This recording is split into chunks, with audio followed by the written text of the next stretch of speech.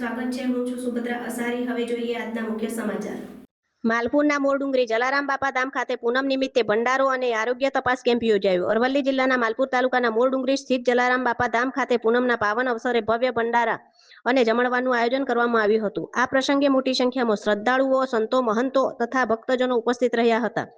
આયોજકો દ્વારા આશરે 500 થી 600 જેટલા ભાવિકો માટે પ્રસાદ રૂપે જમણવારની વ્યવસ્થા કરવામાં આવી હતી।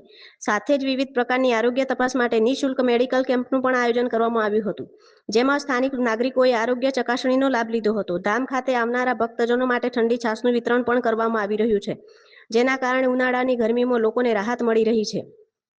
સમગ્ર કાર્યક્રમ દરમિયાન ભક્તિમય વાતાવરણ જોવા મળ્યું હતું અને જલારામ બાપાના જયઘોષ સાથે ભાવિકોએ પ્રસાદ ગ્રહણ કર્યો હતો। પૂનમના આ પવિત્ર દિવસે યોજાયેલા આ સેવાકીય અને ધાર્મિક કાર્યક્રમને સ્થાનિક લોકો તથા ભક્તજનો દ્વારા સરાહનીય પ્રતિસાદ મળ્યો હતો। રિપોર્ટર રમણભાઈ ખાંટ, માલપુર। બોલો। જલારામ બાપા મોરડુંગરી જમણવાર ચાલુ છે। મોરડુંગરી જલારામ બાપાનો દર પૂનમની જમણવાર થાય છે। અમે અહીં છાશ લઈને આવીએ છીએ સચિનપુરા કંપાથી, અને ત્યાં 500-600 માણસ દર પૂનમની જમણવાર થાય છે। બરાબર। ભંડારો અહીંયા ચાલુ જ છે અને જલારામ બાપાનું મંદિર છે મોરડુંગરી માલપુર। બરાબર। આયુર્વેદિક દવાનો કે જવાનું છે એક ફી કેટલી રાખેલી કે ફ્રી ઓપ્શન? કેટલી ફી છે? કોઈ ફી નથી। કોઈ ફી નહીં,